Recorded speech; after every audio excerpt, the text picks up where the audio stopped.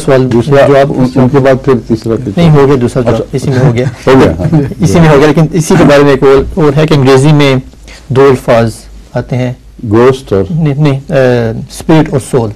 Spirit اور civil. ان میں کیا ڈفرنس ہے؟ اسپرٹ تو دراصل ہر چیز کا مادہ جس کو ہم عربی میں بھی روح کہہ دیتے ہیں، ہر چیز کا اصل اس کا نچوڑ اسپرٹ کہلاتا ہے. انہی معنوں میں شراب اسپرٹ ہے کیونکہ یہ انگور کا نچوڑ سمجھتے ہیں، اور سول زندگی سے تعلق رکھتا ہے، اور یا ایسے محاورے سے جیسے life and soul of the party, اس میں مادی معنی نہیں ہوتے.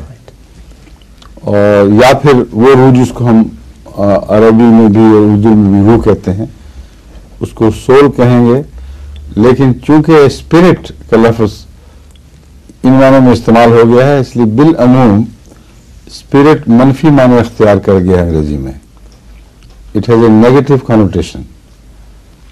اسپرٹس ہاور کرتی ہیں جو ان کے نزدیک، تو دراصل بدروحیں ہی ہیں، مگر 100% نہیں ہے. لیکن جہاں تک میں نے مطالعہ کیا ہے، اس کا رجحان منفی ہے اسپرٹ کا، اور سول کا وہ ہے ایک مثبت رجحان ہے. ٹھیک ہے.